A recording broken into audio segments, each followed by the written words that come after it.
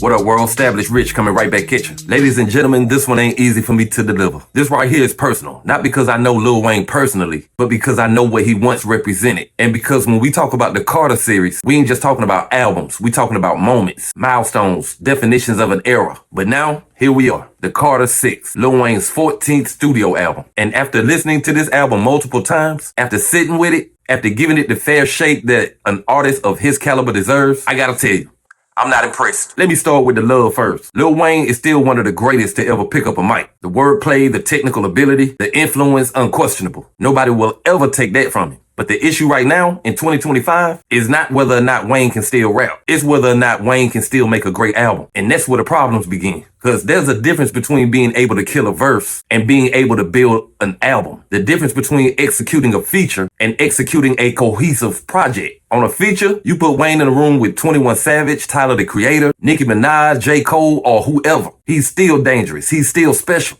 But when Wayne is left alone, when nobody is there to guide the ship, when there's no feature to push him into competition mode, the directions gets lost. Carter 6 features 28 producers. 28. That's a committee. But instead of building a vision, what we end up with is an expensive vacuum. A collection of songs that at times feel overproduced and underthought. A body of work that wants to feel important, but lacks the energy to back that up. At its best, it's competent. At its worst, it feels like a contractual obligation. And this is where the frustration sets in. Because the Carter legacy is built on moments of innovation. The Go DJ era, the Millie era, the auto-tune pioneering, the punchline explosion, the mixtape craziness, the cultural dominance. Carter 6. It feels like Wayne walked into the studio, clocked in for work, and clocked out and left. And there's also the technical problem. Wayne is rapping like a math problem now. Syllables are perfectly stacked, the internal rhymes are perfectly sequenced, but the soul, the bounce, the spontaneity, the surprise, Go. And this is where the Eminem comparisons become real. Both of them legends, both of them technicians, but both of them right now stuck in a syllable obsession that leaves the listener nodding in appreciation, but not in enjoyment.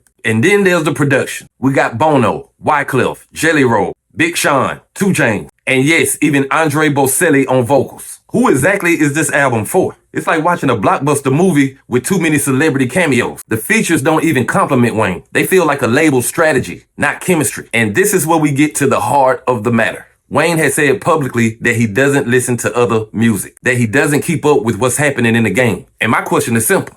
Hip-hop is a living, breathing organism. The flow evolves, the production changes, the cadences shift, the energy rotates. And if you're not studying the game that you helped build, you run the risk of sounding out of place in the game you helped create. Perfect example, Flex Up. Lil Wayne tries to use the Lil Baby style, rolling monotone flow. And instead of sounding unflappable, he sounds like he's chasing the beat. He's falling behind, he's uncomfortable. And this is what happens when you try to mimic the new wave without actually understanding the rhythm structure of the new wave. But then, R.I.C.H hits, and suddenly there it is. Wayne sounds free, loose, engaged. The beat is playful, the delivery is natural. He's not chasing the rhythm, he's leading it. And it reminds you, the talent is still there, the skill hasn't left, it's the vision that's missing. And let me be clear, this album is not trash. I'm not here to trash Lil Wayne. I'm just saying the Carter 6 will not be an album mentioned among his best works. It's not Carter 1, 2, or 4. It's not even Carter 5. It's Carter 6. And it feels like an expensive project dropped into the world without much vision, without purpose, and without the hunger that made him great. And I gotta keep it real. Lil Wayne may need to start doing some of the things he's never really done. Collaborative executive production. He needs a guide, a team, a young producer who can help him navigate the current sound without compromising his identity. The same way Nas found Hit Boy, in the same way Jay-Z found No ID. Wayne can't keep operating in isolation. So here's my honest verdict. The Carter 6 is listenable. It's professional, it has its moments, but it's not memorable. And in a game where legacy is on the line, where culture is moving at light speed, where everyone from J. Cole to Tyler to Kendrick to Nas are delivering albums that add to their legacy, the Carter 6 is simply passable. And for Wayne, passable is unacceptable.